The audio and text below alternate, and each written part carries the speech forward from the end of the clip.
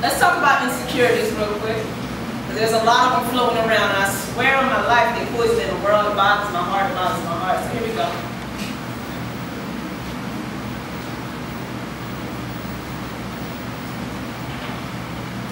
She swims in her own sugar. Then takes one look at a photo that reflects an ugly they do not describe and begins frantically drowning in a pool of salt. She is the most beautiful ugly you will ever meet. Picture. Snapshots from a stranger. Compliments are custom. Popular by the demand of God. Beautiful is a common word, perfect. She is not Nicki Minaj, no Lil' Kim, nor Beyonce, not made out of puzzle parts, just puzzle partly dark skin. Hair short and kinky atop a thin frame like an overused dirty mop. Cleaning up the fragments of anti-Barbie characteristics, they do not like the flame in her insecurities. She is a proud nappy. With knowledge that beauty cannot be found in the measurements of your hips. But when you barely depart your lips to expose the sea salt self-esteem, confidence can be lost in the jungle gym of your smile. And facades can be knotted up in the roots of little black girls who cling onto your reflected image, dancing on the strings of your swag as if swag would ever tightrope in the first place picture. She protects her Polaroids between clenched teeth, swallowing whole, a tarnished, tainted, circus excuse for a bottomless, ill-performed tricks for you, spent the most passionate poem in making believe that this rusted engine is actually something admirable. I possess a cool hat for every hair out of place, or the stereotype of a poet and smoker for this tint of red eye, for every black crescent of my lips a poem, for each chipped or twisted tooth. My flaws come equipped with walking sticks and pimp coats. Fans call me humble. I have fans, DC. And they call me humble.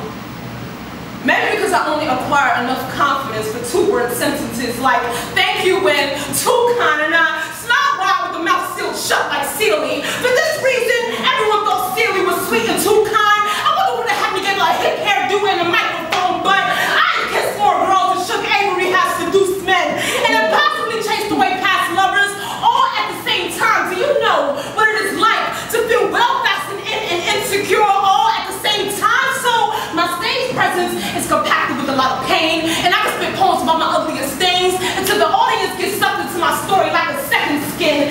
Tap your wrist. Do you feel my pulse beating? This is the rhythm of a woman out of tune with her own touch. A woman out of touch with the image encapsulated in a photographic lens, piece of plastic, online snapshot. The photographer be my homeboy and be my bully. Hit me with your hardest punch. I want to get knocked out of this feeling, this incompletion, this insatisfaction with God's creation. Like happy clowns, they don't exist. Silly shoes, you can't fit. Happy clowns don't exist. Silly shoes, you can't fit.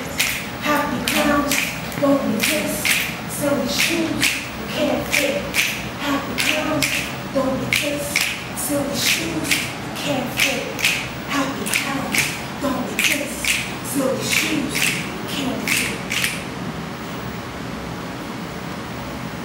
Once upon a time, in a land not too far away, there lived a woman who believed that bleach and baths together brought about beauty, so she bathed in self-confidence. Wearing Maybelline 2 shades lighter than her own complexion, this happy clown would one day taking her daughter and 3 grandchildren at the time. Only one of them happened to be dark-skinned. The story continues. We never really got along, you can say. She was dark-skinned, I am dark-skinned. She was my mother's mother, I am my mother's daughter. She developed scales for skin and bandages as her coat. They said it was skin cancer. I wore adolescent skin coated in half skirts, some called it a cancerous childhood. 2 dying dames under one home, so we fought like caged animals with too much to bear our claws.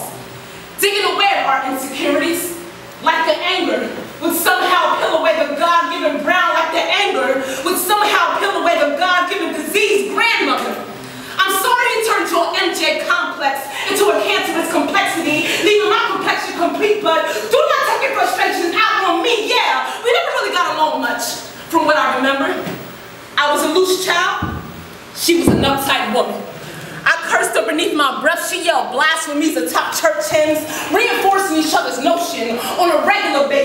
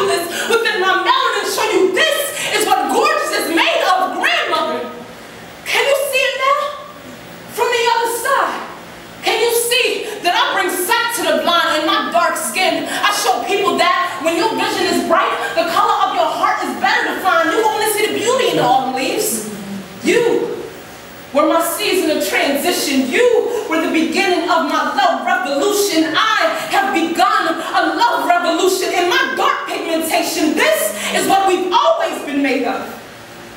Can you see it now? From the other side, is your heart still blind? Or do you visualize in the hue that God intended? What?